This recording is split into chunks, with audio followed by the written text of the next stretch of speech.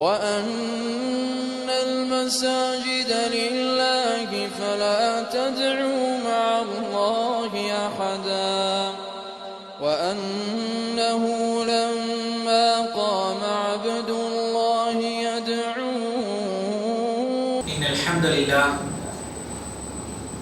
نحمده ونستعينه ونستغفره ونؤمن به ونتوكل عليه ونعوذ بالله من شرور أنفسنا ومن سيئات أعمالنا من يهده الله فلا مضل له ومن يضلله فلا هادي له وأشهد أن لا إله إلا الله وحده لا شريك له وأشهد أن محمدا عبده ورسوله قال الله تعالى في القرآن العظيم يا أيها الذين آمنوا اتقوا الله حق تقاته ولا تموتن إلا وأنتم مسلمون وقال أيضا يا أيها الناس اتقوا ربكم الذي خلقكم من نفس واحدة وخلق منها زوجها وبث منهما رجالا كثيرا ونساء واتقوا الله الذي تساءلون به والأرحام إن الله كان عليكم رقيبا وقال أيضا يا أيها الذين آمنوا اتقوا الله وقولوا قولا سديدا يصلح لكم أعمالكم ويغفر لكم ذنوبكم ومن يطع الله ورسوله فقد فاز فوزا عظيما أما بعد قال نبينا صلى الله عليه وسلم إن أصدق الحديث كتاب الله وخير الهدي هدي محمد صلى الله عليه وسلم وشر الأمور محدثاتها وكل محدثة بدعة وكل بدعة ضلالة وكل ضلالة في النار அளவற்ற அருளாளனும் நிகரற்ற பேரன்புடையோனுமாகிய அல்லாஹ் சுப்ஹானஹு வ தஆலாவின் திருப்பெயர் போற்றி ஸலாத்தும் ஸலாமும் முஹம்மது ரசூலுல்லாஹ் ஸல்லல்லாஹு அலைஹி வஸல்லம் அவர்களின் மீதும் அவர்களது வழியை பின்பற்றி வாழ்ந்த சஹாபாக்கள், தாபிஈன்கள், தபஅ தாபிஈன்கள், இமாம்கள், ஸலஃபு ஸாலிஹீன்கள், இன்னும் உலக முஸ்லிம்கள் அனைவரின் மீதும் என்றென்றும் நிலவட்டமாக என்று பிரார்த்தித்தவனாக, எங்கிருந்தாலும் எந்த சூழலில் இருந்தாலும் அல்லாஹ்வை அஞ்சிக் கொள்ளுமாறு முதலாவதாக எனக்கும் பிறகு உங்களுக்கும் உபதேசம் செய்தவனாக இந்த ஜும்ஆவுடைய ஹுத்பாவை ஆரம்பம் செய்கிறேன். கணித்திற்குரிய அல்லாஹ்வின் நல்லடியார்களே, அல்லாஹ் தஆலா நமக்கு ஒரு அற்புதமான மார்க்கத்தை கொடுத்திருக்கின்றான். இன்ன தீன இன்தல்லாஹில் இஸ்லாம், அல்லாஹ்வால் அங்கீகரிக்கப்பட்ட மார்க்கம் இஸ்லாமிய மார்க்கம் மட்டுமே. இந்த மார்க்கத்தில் நமக்கு எல்லா விஷயங்களிலும் வழிகாட்டல் உள்ளது. இது செய்ய வேண்டும், இது செய்யக்கூடாது, இது கூடும், இது கூடாது, இது அனுமதி, இது தடுக்கப்பட்டது என்று அத்தனை காரியங்களிலும் நமக்கு வழிகாட்டப்பட்டுள்ளது. வெறுமனே இபாதத்தை மட்டும் பேசக்கூடிய மார்க்கம் அல்ல நம்முடைய மார்க்கம். வணக்க வழிபாடுகளை மட்டும், அல்லாஹ்வுக்கு செலுத்த வேண்டிய, இறைவனுக்கு செலுத்த வேண்டிய கடமைகளை மட்டும் சொல்லக்கூடிய விஷயம் அல்ல. மாறாக ஒவ்வொரு விஷயத்திலும் உணவு, உடை, இருப்பிடம், திருமணம், இப்படி அத்தனை காரியங்களிலும் தெளிவான வழிகாட்டலை கொண்டது நம்முடைய மார்க்கம், இல்லையா?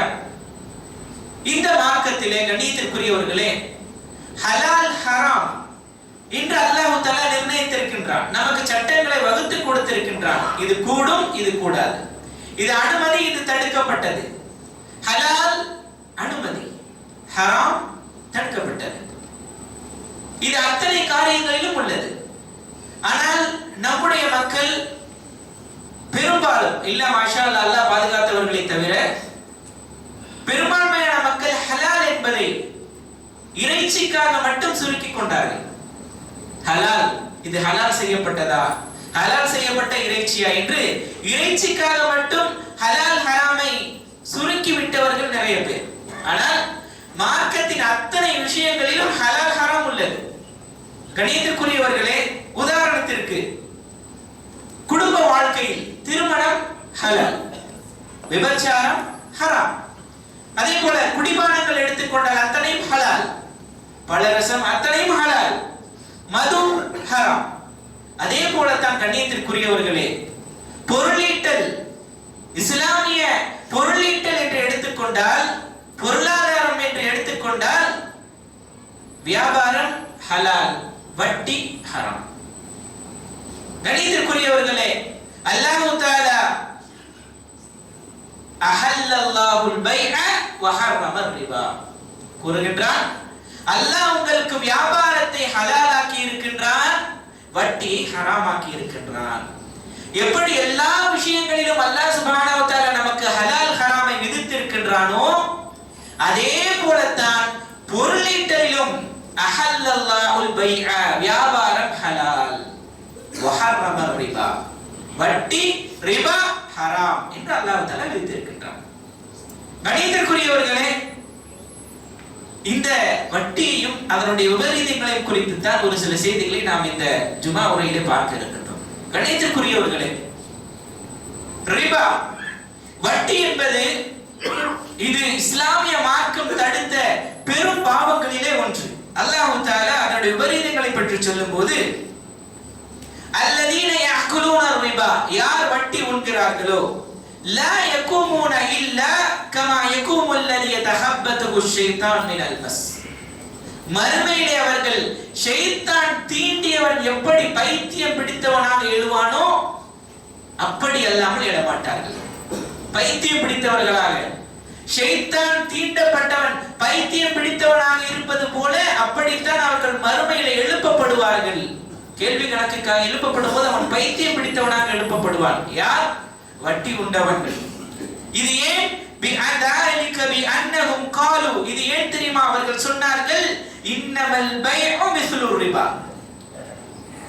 வட்டி என்பது வியாபாரம் போலத்தான், வட்டின்றது ஒண்ணுமில்லை, அது வியாபாரம் போலத்தான் என்று அவர்கள் சொன்ன காரணத்தினால் தான் இவ்வாறு அவர்கள் மறுமையிலே எழுப்பப்படுகிறார்கள்.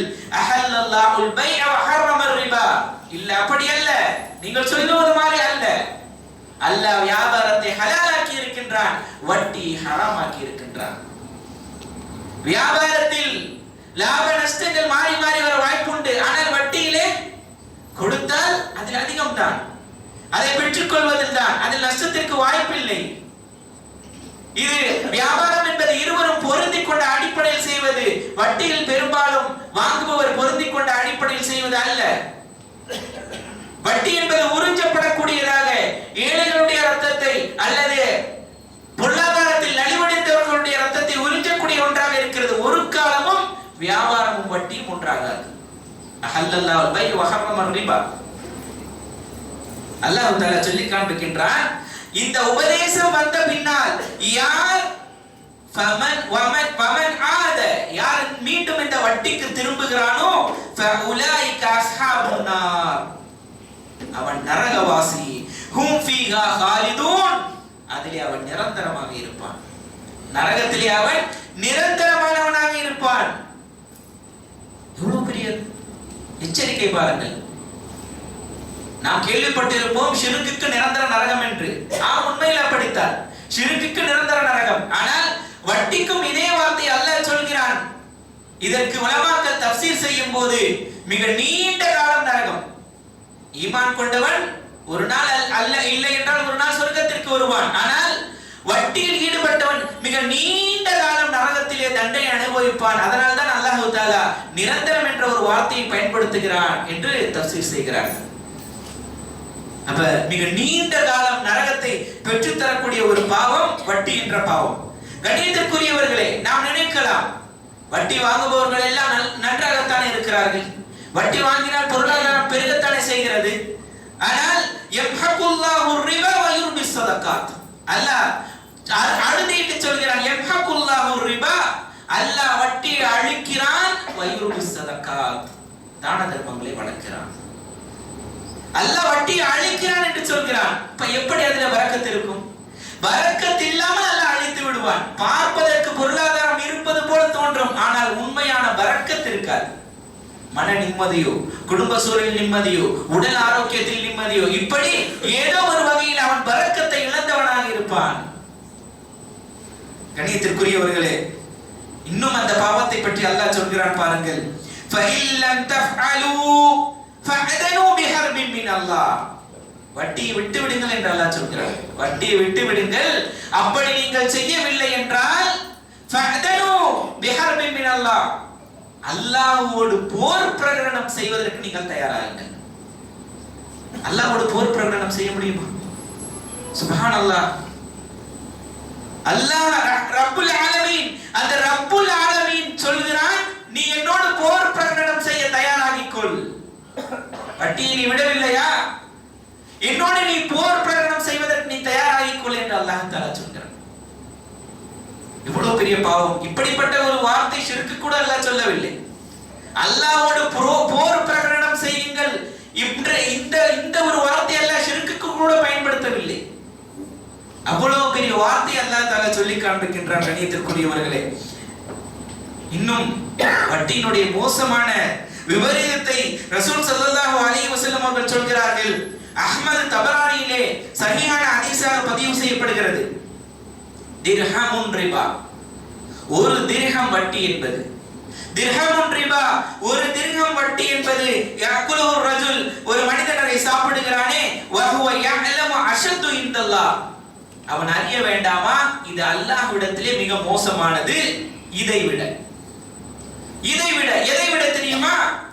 மின் சித்தத்தி வ ஸலாஸீன ஸனியா, 36 முறை ஒருவன் விபச்சாரம் செய்வதை விட மோசமானது.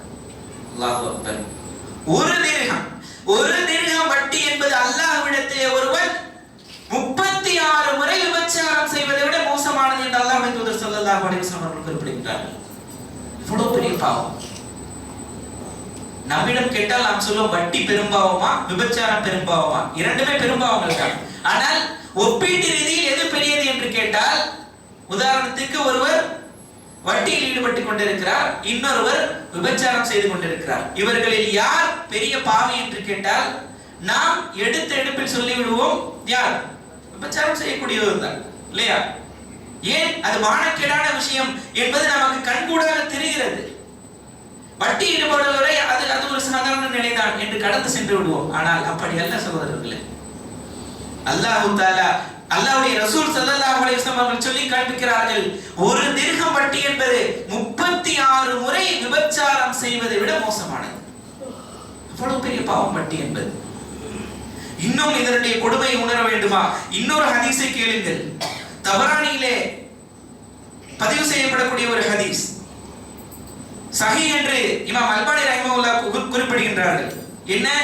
அர்-ரிபா, வட்டி என்பதற்கு 72 பாபா, 72 வாசல்கள் உள்ளது. வட்டிக்கு 72 வாசல்கள் உள்ளது. அதுனாஹா, அதிலே தாழ்ந்தது எப்படிப்பட்டது தெரியுமா? கடைசி நிலையில் இருக்கக்கூடியது எப்படிப்பட்டது தெரியுமா? மிஸ்லு இத்யானு ரஜுல் உம்ம, ஒரு மனிதன் தன்னுடைய தாயோடு விபச்சாரம் செய்வதற்கு சமமானது. அல்லாஹ் அக்பர். வட்டியினுடைய 72 வகைகளில் 72 வாசல்களில் கடைசி நிலையில் இருக்கக்கூடிய வட்டி எப்படிப்பட்டது தெரியுமா? ஒரு மனிதன் தன்னுடைய தாயோடு விபச்சாரம் செய்வதற்கு சமமானது. லா ஹவ்ல வலா குவத்த இல்லா பில்லாஹ். கடைசி நிலையை இப்படி என்றால், வட்டியினுடைய கடைசி தரமே இப்படிப்பட்ட பாவம் என்றால், இப்ப முதல் தரத்தை என்னவென்று சொல்வது? உயர்ந்த தரத்தை என்னவென்று சொல்வது? வட்டியினுடைய முதல் தரத்தை. இவ்வளவு பெரிய பாவம். ஆனால் சர்வசாதாரணமாக இதையெல்லாம் கணக்கெடுக்காமல் அல்லது அந்த விஷயங்கள் தெரியாமல் அறியாமையின் காரணமாக நம்முடைய மக்கள் சர்வசாதாரணமாக இந்த பாவத்தில் ஈடுபட்டுக் கொண்டிருக்கிறார்கள். மிக மோசமான ஒரு பாவம். கண்ணியத்திற்குரியவர்களே, அல்லாஹ்வுடைய தூதர் ஸல்லல்லாஹு அலைஹி வஸல்லம், லஅன ரசூலுல்லாஹி ஸல்லல்லாஹு அலைஹி வஸல்லம், அல்லாஹ்வுடைய தூதர் ஸல்லல்லாஹு அலைஹி வஸல்லம் அவர்கள் சபித்தார்கள். யாரை சபித்தார்கள் தெரியுமா? ஆகிலு ரிபா, வட்டி சாப்பிடுபவன், வ மூகிலஹு, சாப்பிட கொடுப்பவன், வ காதிபஹு, அதை எழுதுபவன், வ ஷாஹிதை, அதனுடைய 2 சாட்சிகள். சவா, அவர்கள் அத்தனை பேரும் ஹும் சவா, அவர்கள் அத்தனை பேரும் பாவத்தில் சமமானவர்கள். இப்ப நாம சொன்ன இந்த விஷயங்கள் எல்லாம் வெறுமனே வட்டிக்கு விட்டு அந்த பொருளாதாரத்தை வாங்கி சாப்பிடக்கூடியவனுக்கு மட்டும் அல்ல, யாருக்கும் தான். வட்டிக்கு வாங்கி ஏதோ ஒரு பொருளாதார தேவையில் வட்டிக்கு வாங்கி அந்த வட்டியை கட்டி கொண்டிருக்கிறாரே, சாப்பிட கொடுக்கிறாரே, அவரும் பாவத்தில் சமமானவர் தான். நாம நினைச்சக்கூடாது வட்டிக்கு விடுறதுதான் பாவம், நாம ஒரு கஷ்டத்துக்கு வட்டிக்கு வாங்கத்தானே செய்யறோம், நம்ம பொருளாதாரம் தானே போகுது. இல்லை சகோதரர்களே, லஅன ரசூலுல்லாஹி ஸல்லல்லாஹு அலைஹி வஸல்லம் அல்லாஹ்வுடைய தூதர் பொதுவாகத்தான் சபித்தார்கள். ஆகிலு ரிபா, வட்டி சாப்பிடுபவன், வ மூக்கிலகு, அதை சாப்பிட கொடுப்பவன், வட்டியை கட்டுபவன், வ காத்திபகு, அதை எழுதுபவன், வட்டியை எழுதுபவன், வ ஷாஹிதைஹி, அதற்கு சாட்சியாக இருக்கக்கூடிய 2 நபர்கள், அத்தனை பேரும் பாவத்தில் சமமானவர்கள். ஹும் சவா, அத்தனை பேரும் பாவத்தில் சமமானவர்கள். இதுல ஏற்றுத்தாழ்வு எல்லாம் இல்லை. அவர் வட்டிக்கு விடதாங்க செய்யறாரு, வட்டிக்கு வாங்கதாங்க செய்யறாரு, இல்ல அவர் எழுததாங்க செய்யறாரு, இல்ல சாட்சி கையெழுத்து தான் போட்டாரு, இல்லை, அத்தனை பேரும் பாவத்தில் சமமானவர்கள். ஹும் சவா. இந்த புரிதல் நமக்கு இருக்க வேண்டும். அல்லாஹ்வுடைய தூதர் ஸல்லல்லாஹு அலைஹி வஸல்லம் அவர்கள் ரவாஹ் முஸ்லிம் சஹீஹ் முஸ்லிமிலே வரக்கூடிய ஹதீஸ் இது. விளங்க வேண்டும். இப்ப வட்டிக்கு வாங்கிட்டா பிரச்சனை இல்லை, வட்டிக்கு விடதான் கூடாது, இல்லை, அதுவும் பாவத்தில் சமமானதுதான். கண்ணியத்திற்குரியவர்களே, அல்லாஹ்வுடைய தூதர் ஸல்லல்லாஹு அலைஹி வஸல்லம் அவர்கள் இஜ்தனிபு ஸபஅல் மூபிகாத் என்று சொன்னார்கள். அழித்தொழிக்கக்கூடிய ஒரு மனிதனை அதல பாதாளத்தில் நாசமாக்கக்கூடிய 7 பாவங்களை தவிர்த்து கொள்ளுங்கள் என்று சொன்னார்கள். அழித்தொழிக்கக்கூடிய அதல பாதாளத்தில் நாசமாக தள்ளக்கூடிய 7 பாவங்களை தவிர்த்து கொள்ளுங்கள் என்று சொன்னார்கள். அதில் ஷிர்க், கொலை, இது போன்ற பெரும்பாவங்களை பட்டியலிட்ட அல்லாஹ்வுடைய தூதர் அந்த 7இல் ஒன்றாக வட்டியும் குறிப்பிட்டார்கள். அக்குல் ரிபா, வட்டியும் சொன்னார்கள். அழித்தொழிக்கக்கூடிய நாசமாக்கக்கூடிய 7 பாவங்கள், அதில் வட்டியும் ஒன்று. பெரும்பாவங்களில் கபாயிர் என்ற பெரும்பாவங்களிலே ஆக மோசமான பாவமாக இருக்கக்கூடியது வட்டி. கண்ணியத்திற்குரியவர்களே, அந்த வட்டியை வாங்கியவர்களுக்கு கபருடைய வேதனை குறித்து அல்லாஹ்வுடைய தூதர் சொல்கிறார்கள். கபரிலே நடக்கக்கூடிய வேதனையை பற்றி சொல்லும் போது, ஒரு மனிதன் இரத்த ஆற்றில் நீந்தி கொண்டிருக்கிறான், கடக்க முடியாமல் அதை கடந்து கொண்டிருக்கிறான். அந்த ஆட்டை விட்டு வெளியே வருவதற்கு அவன் முயற்சி செய்யும் போதெல்லாம் அந்த கரையில் ஒருவர் நின்று கொண்டிருக்கிறார். ரமர் ரஜுல் பி ஹஜர் ஃபி, கற்களை கொண்டு அவருடைய வாயிலே எறிகிறார். அவருடைய வாயிலே கற்களை கொண்டு எறிகிறார். அவன் இருந்த இடத்துக்கு திரும்புகிறான். மீண்டும் அவன் வர முயற்சிக்கிறான். மீண்டும் அவர் கல்லை கொண்டு வாயிலே எறிகிறார். மீண்டும் அவன் ரத்த ஆற்றில் விழுந்து விடுகிறான். இது வட்டி மக்களுடைய ரத்தத்தை உறிஞ்சியவனுக்கு, இப்படி ஒரு ரத்த ஆற்றிலே அவன் தத்தளித்துக் கொண்டிருக்கக்கூடிய தண்டனையை குறித்து அல்லாஹ்வுடைய தூதர் ஸல்லல்லாஹு அலைஹி வஸல்லம் அவர்கள் இங்கே கபரிலே வைத்து, கபருடைய வேதனையில் ஒரு வேதனையாக அல்லாஹ்வுடைய தூதர் ஸல்லல்லாஹு அலைஹி வஸல்லம் அவர்கள் சொல்லி காண்பிக்கிறார்கள். எவ்வளவு பெரிய பாவம்! ஆனால் இதில் கவலை என்றால், இதில் வருத்தப்படக்கூடிய அம்சம் என்னவென்றால், ஏதோ மார்க்கம் தெரியாத, அறியாத, ஏதோ ஜும்மாவுக்கு மட்டும் வந்து செல்லக்கூடிய இது போன்ற மக்கள் ஈடுபடுகிறார்கள் என்றால் அது வேறு விடயம். அத்தனை பேருக்கும் ஹராம் தான், பெரும்பாவம் தான். ஆனால் அறியாமையில் இருக்கக்கூடிய மக்கள் ஈடுபடுவது என்பது வேறு விடயம். ஆனால் மார்க்கம் தெரிந்த, குர்ஆன் சுன்னா தெரிந்த, மார்க்கப்பற்றுள்ள எத்தனை சகோதரர்கள் இதில் ஈடுபட்டுக் கொண்டிருக்கிறார்கள். மிக கவலையாக இருக்கிறது. குர்ஆனோடு தொடர்புள்ள, தஹஜ்ஜுடைய தொடர்புள்ள, திக்ர் திலாவத்துகளில் தொடர்புள்ள, இப்படி மார்க்கப்பற்றுள்ள பல சகோதரர்கள் இந்த விஷயங்களில் ஈடுபடுவதுதான் மனதிற்கு மிக வருத்தமாக இருக்கிறது, மிக கவலையாக இருக்கிறது. கணிதத்திற்குரியவர்களே, இது எப்படி தெரியுமா? ஓட்டை பாத்திரத்தில் தண்ணீரை பிடித்தது போல. ஓட்டை பாத்திரத்தில் தண்ணீரை பிடித்தால் அது நிற்குமா? பாத்திரத்தில் துளை இருந்தால் பிடிக்கக்கூடிய தண்ணீர் நிற்குமா? எவ்வளவு அமல்கள் செய்து என்ன பிரயோஜனம் சகோதரர்களே? தொழுகை, நோன்பு, ஜகாத், ஹஜ், திக்ர், திலாவத், இப்படி அமல்களை குவித்துக் கொண்டு என்ன பிரயோஜனம்? அது வேறொரு பக்கம் போய் கொண்டிருக்கிறது. அதனுடைய நன்மைகள் எல்லாம் வீணாகிக் கொண்டிருக்கிறது. பள்ளிவாசலில் ஒரு அல்லாஹ், கடையில் வேறொரு அல்லாவா? பள்ளிவாசலுக்கு ஒரு அல்லாஹ், கடையில் வேறொரு அல்லாவா? என்ன சொல்லுவது சகோதரர்களே? தொழுகையில் இருக்கும்போது ஒரு அல்லாஹ், வியாபாரத்தில் இருக்கும்போது வேறொரு அல்லாவா? துஆக்களில் ஒரு அல்லாஹ், கொடுக்கல் வாங்கலில் வேறொரு அல்லாவா? எங்கே இருக்கிறோம்? எந்த மார்க்கத்தில் இருக்கிறோம்? இது நம்முடைய கொள்கை இல்லையே, இது நம்முடைய கொள்கை இல்லையே. மாற்று கொள்கையில் உள்ளவர்கள் தான் இப்படி இருப்பார்கள்.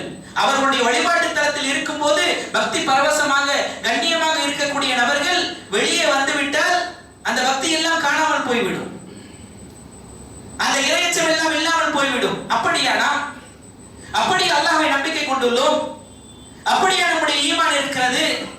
நம்முடைய குர்ஆன் ஹதீஸும் அதைத்தான் சொல்லித் தருகிறதா? அத்தனை சூழலிலும் அல்லாஹ் ஒரே அல்லாஹ் தானே. பள்ளிவாசல் இருந்தாலும் சரி, கடையில் இருந்தாலும் சரி, தொழுகையில் இருந்தாலும் சரி, வியாபாரத்தில் இருந்தாலும் சரி. கணித்திற்குரியவர்களை விளங்க வேண்டாமா? புரிய வேண்டாமா? கண்ணியத்திற்குரியவர்களே, இந்த விஷயம் தான் மனதிற்கு மிக கவலையை தருகிறது. இதெல்லாம் மார்க்க ரீதியான பாதிப்புகள், மறுமை ரீதியான பாதிப்புகளை குறித்து நாம் சில விஷயங்களை பார்த்தோம். என்ன? மறுமையிலே ஷைத்தான் தீண்டப்பட்டவனாக எழுதுவது, பைத்தியம் பிடித்தவனை போல எழுவது, நரகத்திலே நீண்ட காலம் இருப்பது, 36 முறை விபச்சாரம் செய்வதை விட பெரியது, வட்டியினுடைய கடைசி வடிவம் என்பது தாயோடு விபச்சாரம் செய்வதை விட மிகப்பெரிய பாவம், கபருடைய வேதனையிலே ரத்த ஆற்றில் தத்தளித்துக் கொண்டிருக்கக்கூடிய நிலை, அமல்கள் வீணாக போகக்கூடிய தருணம். இதெல்லாம் மறுமை ரீதியான அமல்கள் ரீதியான பாதிப்புகள். ஆனால் இதை தாண்டி உலக ரீதியான பாதிப்புகள் எத்தனை? உலக ரீதியான பாதிப்புகள் நான் சொல்லி நீங்கள் அறிய வேண்டியதில்லை. வட்டியினுடைய கடன் தொல்லையால் குடும்பத்தோடு தூக்கிட்டு தற்கொலை செய்து கொண்டார்கள். எத்தனை செய்திகளை பார்க்கிறோம் ஒரு நாள். செய்தித்தால் எத்தனை செய்திகள் நாம் அன்றாடம் கேள்விப்படுகிறோம். வட்டி கடன் தொல்லை தாங்க முடியாமல் தற்கொலை செய்து கொண்டார், குடும்பத்தோடு தற்கொலை செய்து கொண்டார், பிள்ளைகளை கொலை செய்துவிட்டு தற்கொலை செய்து கொண்டார். அல்லாஹு அக்பர், லா ஹவ்ல வலா குவத்த இல்லா பில்லாஹ். எத்தனை செய்திகளை பார்க்கிறோம். எத்தனையோ மேட்டில் இருந்த மக்கள், அதி உயரத்தில் இருந்த மக்கள் எல்லாம் அதல பாதாளத்திலே கீழே வந்து இறங்கியதை கண்கூடாக பார்க்கிறோமா இல்லையா? முதலும் போய் கையில் இருந்த பொருளாதாரம் போய் அத்தனையும் இழந்து விட்டு நிற்கக்கூடிய எத்தனை பேரை கண்கூடாக பார்த்திருக்கிறோம், பார்த்து கொண்டு இருக்கிறோம்.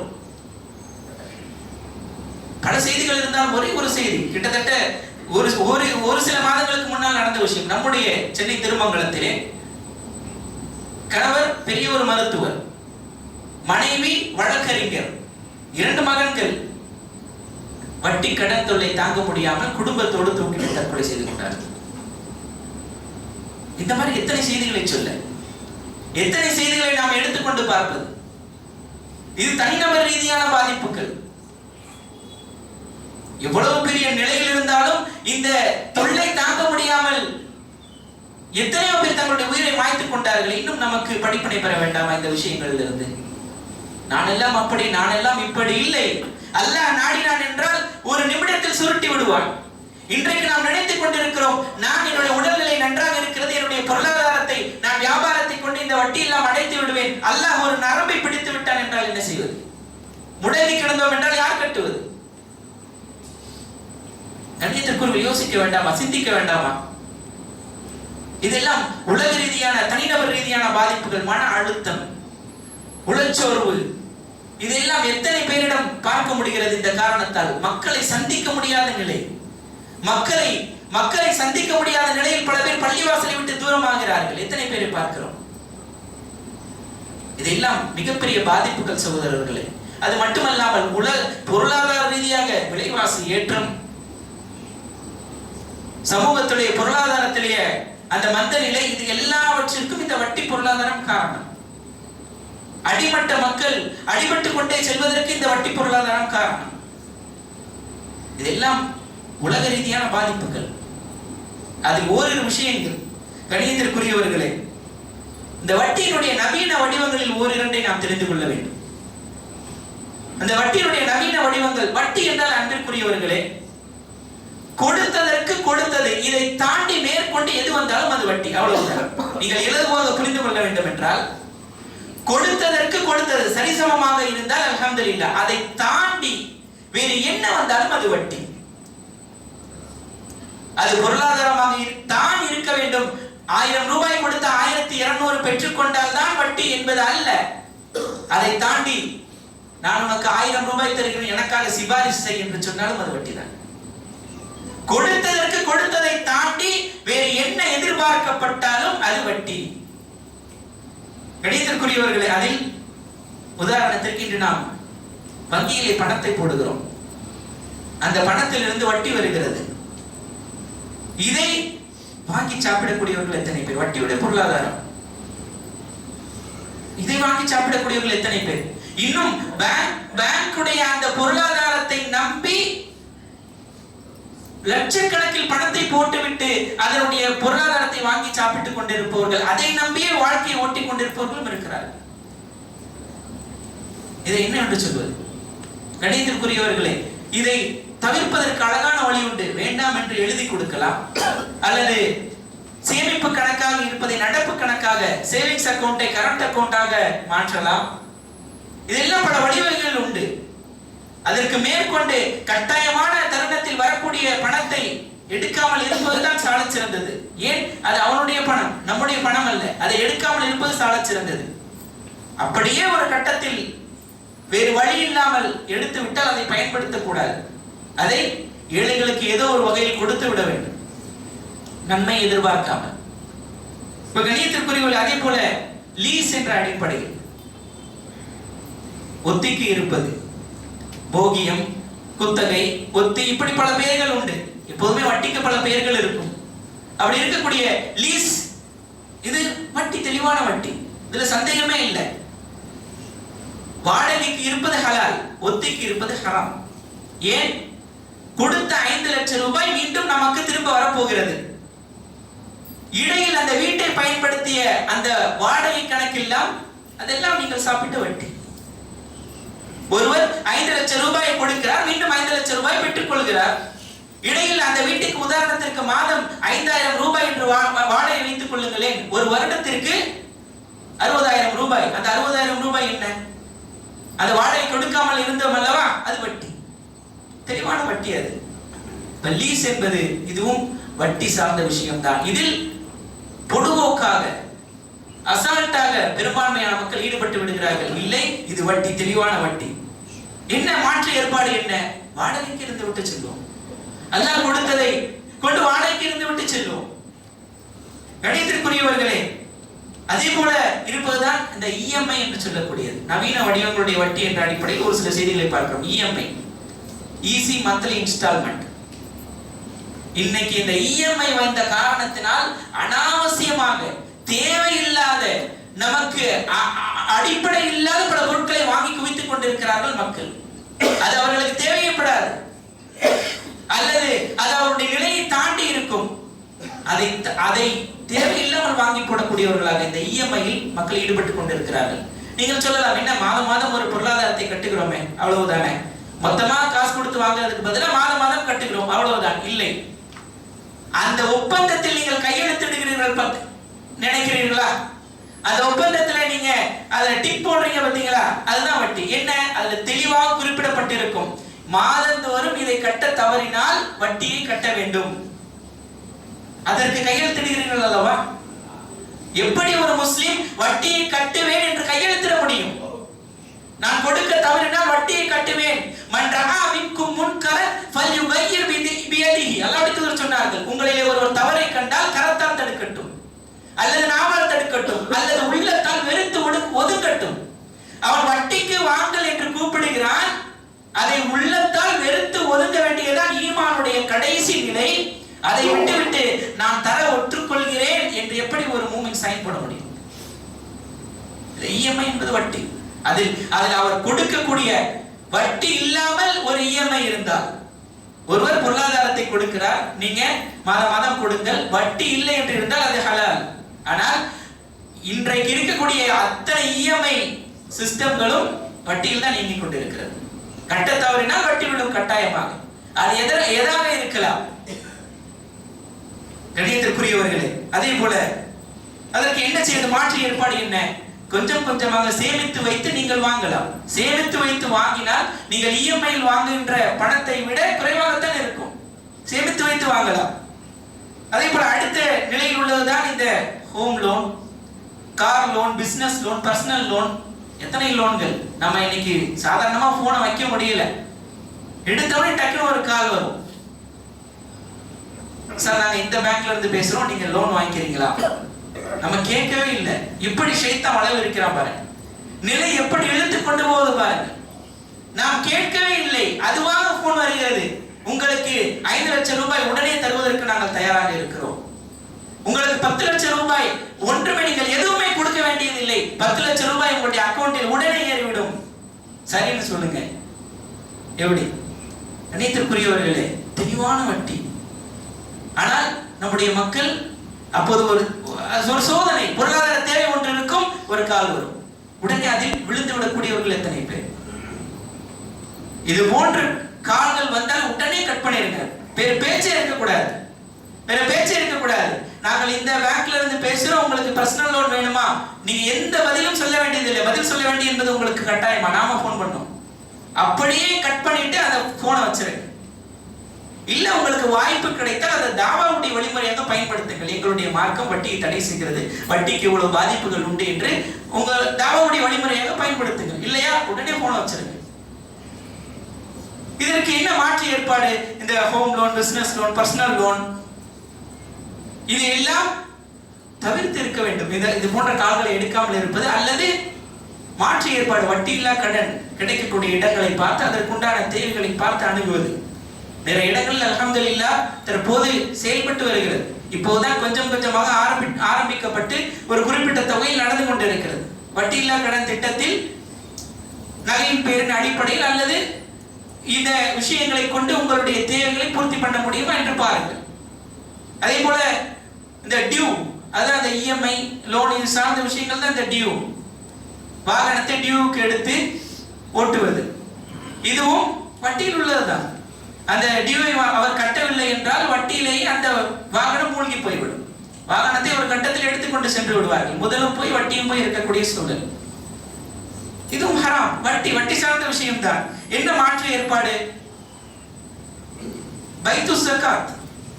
ஒரு ஜகாத்துடைய பொருளாதாரம் இருக்கும் போது, மக்கள் எல்லாம் ஒருங்கிணைந்து செயல்படும் போது, ஒரு இடத்தில் ஜகாத்துடைய பொருளாதாரம் ஒன்று கூடும் போது, அந்த பைத்து ஜகாத்தில் தேவையுள்ளவர்கள், நான் நன்றாக வாகனம் ஓட்டுவேன், எனக்கு தொழில் இல்லை, எனக்கு வாகனம் வாங்க உதவி செய்யுங்கள், பைத்துல் ஜகாத்தை அணுகுங்கள். பைத்துல் ஜகாத் செயல்படக்கூடிய இடங்களை அணுகி அந்த பொருளாதாரத்திற்காக முயற்சி எடுங்கள். இல்லை எதுவும் கிடைக்கவில்லையா, வாடகைக்கு எடுத்து ஓட்டக்கூடிய அந்த வழிமுறையை பார்க்கலாம், அது ஹலால். ஏன் இந்த தேவையில்லாத டியூ என்ற அந்த விஷயத்தில் ஈடுபட வேண்டும்? கணித்திற்குரியவர்களே, அதே போல உள்ள விஷயம் தான் ஹெல்த் இன்சூரன்ஸ், லைஃப் இன்சூரன்ஸ், இன்னும் எத்தனை இன்சூரன்ஸ்கள் சொல்ல. இது எல்லாம் வட்டி சார்ந்த விஷயங்கள் தான், வட்டி பொருளாதாரத்தில் ஈடுபடக்கூடிய விஷயம் தான். இதற்கு என்ன மாற்று ஏற்பாடு? இது போன்ற விஷயங்களில் உதாரணத்திற்கு மெடிக்கல் இன்சூரன்ஸ், அதை கொண்டு பல விஷயங்கள் சாதிக்கப்படுகிறது உலகத்திலே. அல்ஹம்துலில்லாஹ் நம்முடைய நாட்டில் நமக்கு இலவசமாக மருத்துவம் கிடைக்கிறது. ஒரு சில நேரங்கள் காத்திருக்க வேண்டி வந்தாலும் அனைத்து மருத்துவங்களும் இன்னும் இலவசமாக கிடைக்கிறது. அந்த இலவச மருத்துவத்தை பயன்படுத்துவோம், அல்லாஹ்வின் மீது தவக்கல் வைப்போம். லைஃப் இன்சூரன்ஸ், நான் மரணித்து விட்டால் என்னுடைய குடும்பத்தை யார் பார்ப்பது? அப்ப இவ்வளவு நாள் நீங்க தான் பார்த்து கொண்டிருக்கணும், அப்படி இல்ல? அல்லாஹ் பார்க்கலையா? போ, அல்லாஹ் உங்களை கொண்டு நடத்தியவன், நீங்கள் இல்லாமலும் நடத்துவதற்கு போதுமானவன். அப்ப அல்லாஹ் மீது உறுதியான நம்பிக்கை இருக்க வேண்டும் கணியத்திற்குரியவர்களே. அதே போல கிரெடிட் கார்டு, ஒரு கையில காசு ஒன்றுமே இல்லாவிட்டாலும் லட்சக்கணக்கில் வாங்கி குவிக்க முடியும். என்ன? வட்டி கட்ட வேண்டும். அந்த குறிப்பிட்ட தருணத்திற்குள் வட்டி, அந்த பணத்தை கட்டவில்லை என்றால் கண்டிப்பாக வட்டி விடும். நாம் சொல்லலாம், நான் குறிப்பிட்ட தருணத்திற்குள் பணத்தை கட்டி விடுகிறேன். ஆனால் இஎம்ஐயில் சொன்னது போலதான், வட்டியை கட்டுவேன் என்று நீங்கள் உறுதி கொடுக்கிறீர்கள் இல்லையா? நான் கட்ட தவறினால் நான் வட்டியை கட்டுவதற்கு தயாராக உள்ளேன் என்று உறுதி கொடுக்கிறீர்கள் இல்லையா? அந்த கையெழுத்திடுகிறீர்கள் இல்லையா? அது ஹராம். அந்த நிலை இல்லாமல் யாருக்கு கிரெடிட் கார்டு கொடுப்பா சொல்லுங்க? அந்த நான் வட்டியை நான் குறிப்பிட்ட தருணத்தில் கட்ட முடியவில்லை என்றால் வட்டியை கட்டுவேன் என்ற கையெழுத்து இல்லாமல் யார் கிரெடிட் கார்டு கொடுப்பா? கிரெடிட் கார்டு ஹராம், வட்டி சார்ந்த விஷயம் தான். கண்ணியத்திற்குரியவர்களே, நாம் எதை சொல்லியும் நியாயப்படுத்த முடியாது. அதே போல உள்ள ஒரு விஷயம் தான் பிக்ஸட் டெபாசிட். என்ன? 5 வருடத்திற்கு பணத்தை எடுக்க முடியாது. பின்னர் அத்தனை பணமும் வரும், வட்டியும் சேர்ந்து வரும். நம்முடைய படத்தை நம்ம எடுக்க முடியாதா? ஆனால் 5 வருடத்திற்கு பின்னால் ஒரு பெருங்கொண்ட தொகையை 1 லட்சம் ரூபாய் கட்டினா 1.5 லட்சம் ரூபாய் அவன் போட்டு கொடுப்பானா? அப்ப அந்த காசு என்னது? அது வட்டி தான். கணியத்திற்கு இப்படி வட்டி எந்த வடிவங்கள் இருந்தாலும் சரி. அதே போல ஏலச்சீட்டு, சீட்டு நடத்தக்கூடியவர்கள் ஏலச்சீட்டு நடத்துவார்கள். எப்படி போட்டு யார் குறைவாக கேட்கிறார்களோ, ஆளுக்கு 10,000 ரூபாய் 10 பேர் இருந்தால் 1 லட்சத்தில் யார் குறைவாக கேட்கிறார்கள், எனக்கு 70,000 கொடுத்தால் போதும், அவருக்கு அந்த 70,000 போகும், மிச்சம் 30,000 நடத்தக்கூடியவருக்கு போகும். இந்த காசு எல்லாமே அது வட்டி சார்ந்த விஷயங்கள் தான். இதற்கு மாற்று ஏற்பாடு என்ன? குழுக்கள் சீட்டு ஹலால். 10 பேர் சேர்ந்து 10 பேர் 10,000 போடுகிறார்கள். குழுக்கள் யார் குழுகிறது அவருக்கு 1 லட்சம் ரூபாய் அப்படியே போகிறது என்றால் அது ஹலால். ஆனால் ஏலச்சீட்டு கண்டிப்பாக வட்டி சார்ந்த விஷயம் தான், ஹராம். அதே போல இந்த வட்டி சார்ந்த விஷயங்கள் உள்ள ஒரு காரியம் தான் வங்கியிலே வேலை செய்வது. வங்கியிலே வேலை செய்வது, வங்கியினுடைய அடிப்படை பொருளாதாரமே வட்டி தான். வங்கியினுடைய அடிப்படை வருமானமே வட்டி தான். அந்த நிலையில் வங்கியில் ஒரு முஸ்லிம் வேலை செய்ய முடியாது. மாற்று ஏற்பாடு என்ன? வேறு நல்ல வேலைகளை தேட வேண்டியதுதான். அல்லாஹ் தஆலா அத்தனை தொழில் துறைகளை நமக்கு வைத்திருக்கிறான். அப்ப இதெல்லாம் நவீன வடிவங்களில் வட்டி என்ற அடிப்படையில் ஓரிரு விஷயங்கள், இன்னும் பல விஷயங்கள் உண்டு. நாம் சொல்லிக் கொண்டே செல்லலாம். அல்லாஹ்வுடைய தூதர் தெளிவாக சொன்னாங்கல்ல, ரிபா இஸ்னானி வஸபூன பாபா, வட்டிக்கு 72 வகைகள் உள்ளது, வாசல்கள் உள்ளது. இந்த bank interest, lease, EMI, home loan, car loan, business loan, due, health, life insurance, credit card, fixed deposit, இப்படி பல விஷயங்களை நாம் சொல்லிக் கொண்டே செல்லலாம். கண்ணியத்திற்குரியவர்களே, இது எந்த விஷயங்கள் இருந்தாலும் அது கண்டிப்பாக வட்டி தான். இதை நாம் கண்டிப்பாக தவிர்த்தாக வேண்டும். தவிர்ப்பது எப்படி? இந்த வட்டியுடைய விஷயத்தை தவிர்ப்பது எப்படி? முதலாவது விஷயம், கண்ணியத்திற்குரியவர்களை, நம்மிடத்தில் துஆ இருக்க வேண்டும். துஆ இருக்க வேண்டும். யா அல்லாஹ், அல்லாஹ்வுடைய தூதர் ஸல்லல்லாஹு அலைஹி வஸல்லம் அவர்கள் தினமும் காலையிலே ஓதக்கூடிய ஒரு துஆவை கற்றுத் தந்தார்கள். அல்லாஹும்ம இன்னி அஸ்அலுக இல்மன் நாஃபியா வ அமலன் முத்தகப்பலா வ ரிஸ்கன் ஹலாலன் தய்யிபா. யா அல்லாஹ், எனக்கு ஹலாலான தூய்மையான ரிஸ்கை கொடு என்று அல்லாஹ்வுடைய தூதர் காலையிலே ஓதக்கூடிய துஆவை கற்றுத் தந்தார்கள். இந்த துஆவை அதிகமாக ஓதக்கூடியவர்களாக இருக்க வேண்டும். கீனா, போதும் என்ற மனம் வேண்டும். இந்த வட்டி பொருளாதாரத்தில் ஈடுபடக்கூடியவர்கள் என்ன நிலையில் ஈடுபடுகிறார்கள்? இன்னும் வேண்டும், இன்னும் வேண்டும், அல்லது தேவையில்லாத விஷயங்களிலே பணத்தை செலவழிப்பது, ஆடம்பரத்தை கை கொள்வது, இதுதான் வட்டிக்கு மிக அடிப்படையான ஒரு காரணமாக இருக்கிறது. கீனா, அல்லாஹ்வுடைய தூதர் சொன்னார்கள், லைசல் கினா அன் கஸ்ரத்தில்லாஹ், அதிகமாக இருப்பது போதும் என்ற மனம் அல்ல, செல்வம் அல்ல. செல்வம் என்பது என்ன தெரியுமா? கினா நஃப்ஸ், போதும் என்ற மனம், அதுதான் உண்மையான செல்வம் என்று அல்லாஹ்வுடைய தூதர் சொன்னார்கள். எனவே கினா, போதும் என்ற மனம் வேண்டும். தவக்குல் இருக்க வேண்டும். அல்லாஹ்வின் மீது தவக்குல் இருக்க வேண்டும். நாம் வட்டி வாங்கினால்தான், வட்டியில் ஈடுபட்டால் தான் பொருளாதாரத்தை வளர்க்க முடியும் என்ற நிலை அல்ல.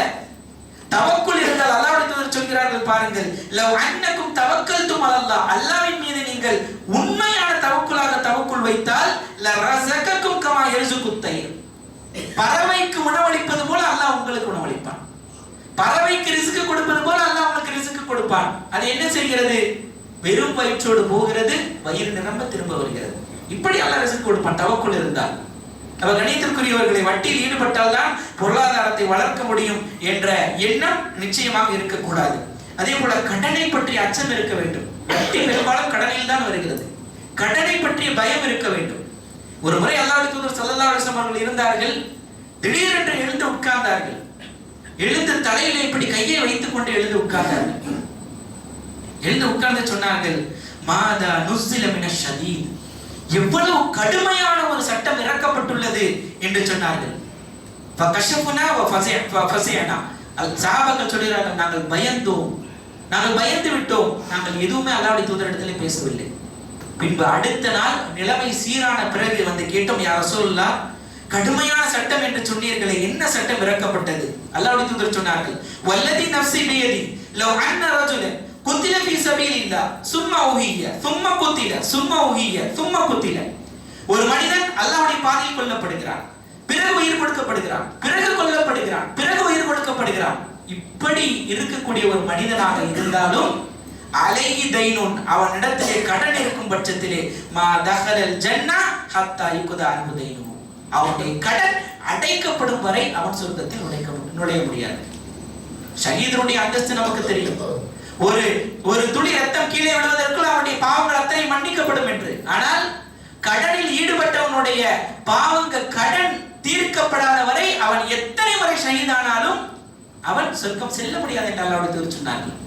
கண்ணியத்திற்குரியவர்களே, கடனை பற்றிய பயம் இருக்க வேண்டும்.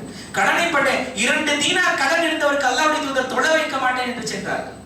2 தீனார் கடன் இருந்தவருக்கு அல்லாஹ்வுடைய தூதர் ஸல்லல்லாஹு அலைஹி வஸல்லம் அவர்கள் ஒவ்வொரு தொழுகையிலும் கடனை பற்றிய அச்சத்தை மேற்கொள்வார்கள். அதற்காக துஆ கேட்பார்கள், அல்லாஹும்ம இன்னி அஊது பிக்க மினல் மக்ரம்.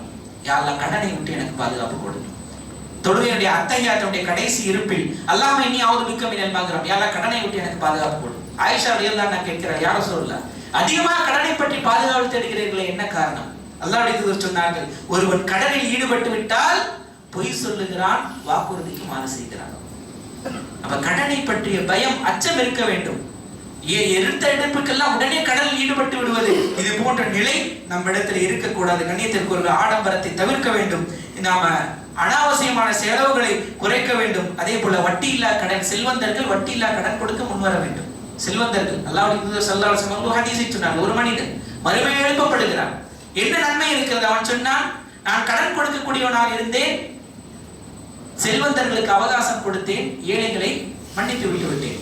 அல்லாஹ் சொன்னான், அல்லாஹ் சொல்வான், நீ பெருந்தன்மையாக நடந்து கொள்கிறாய் அல்லவா, உன்னை விட பெருந்தன்மையாக நடந்து கொள்ள நான் தகுதியானவன், உன்னை மன்னித்து விடுகிறேன் சரி என்று அல்லாஹ் சொல்லி விடுவான்.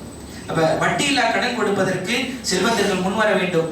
சமூகம், ஒரு மஹல்லா இருக்கிறது என்றால் அங்கே பைத்துல் மால், பைத்துல் ஜகாத் இயங்க வேண்டும். அங்கே வட்டி இல்லா கடனும் அதே போல ஏழை எளிய மக்களுக்கு ஜகாத்துடைய பொருளாதாரம் கொண்டு சேரக்கூடிய அந்த விஷயங்களும் நடக்க வேண்டும். இறுதியாக கண்ணியத்திற்குரியவர்களே, எந்த பாவத்தில் ஈடுபட்டாலும் சரி தௌபா செய்தால் அல்லாஹ் மன்னிப்பான். இவ்வளவு பெரிய தீங்குகள் இருந்தாலும் ஒருவன் உண்மையான தௌபா செய்தால் நிச்சயமாக அல்லாஹ் மன்னிப்பான். அல்லாஹ் சொல்கிறான், யா இபாதி அல்லதீன அஸ்ரஃபு அலா அன்ஃபுஸிஹிம், வரம்பு மீறி பாவம் செய்த என்னுடைய அடியார்களே, லா தக்னது மின் ரஹ்மத்தில்லாஹ், அல்லாஹ்வுடைய ரஹ்மத்திலே நம்பிக்கை இழந்து விடாதீர்கள். இன்னல்லாஹ் யக்ஃபிரு துனூப ஜமீஆ, அல்லாஹ் எல்லா பாவங்களையும் மன்னிக்க கூடியவர். அது எந்த பாவமாக இருந்தாலும் சரி, ஷிர்க்காக இருந்தாலும் சரி, மன்னிப்பு கேட்டால் அல்லாஹ் மன்னிக்க தயாராக இருக்கிறான். நாம் செய்ய வேண்டியது என்ன? இந்த வட்டி பொருளாதாரத்தில் அதனுடைய ஈடுபாடுகளை விட்டுவிட்டு அதை மனதில் இருந்து துடை தெரிந்து விட்டு அல்லாஹ் விட்டு உண்மையான ரீதியாக இல்ல உடனே அடைக்க முடியவில்லை என்றால் அதற்காக அல்லாஹ்விடத்தில் அதிகமாக கையேந்தி அதற்காக அல்லாஹ்விடத்தில் அதிகமாக துஆ செய்து, யா அல்லாஹ், என்னை இதை விட்டு வெளியே கொண்டு வந்து விடு, என்னை இதை விட்டு தூரமாக்கி விடு, அதை என்னை விட்டு தூரமாக்கி விடு என்று அல்லாஹ்விடத்திலே உண்மையாக இஹ்லாஸாக அல்லாஹ்விடத்திலே துஆ செய்து அதை விட்டு வெளியேறுவதற்கு நாம் முயற்சி எடுத்தோம் என்றால், அல்லாஹ்விடத்திலே தௌபா செய்து மீண்டும் என்றால் அல்லாஹ் நம்முடைய பாவங்களை மன்னிக்க தயாராக இருக்கிறான். அப்படிப்பட்ட நல்ல பாக்கியத்தை அல்லாஹ் தஆலா உங்களுக்கு முஸ்லிம்களுக்கும் தந்தருள்வானாக. வாஹிரு தஅவானா அல்ஹம்துலில்லாஹி ரப்பில் ஆலமீன்.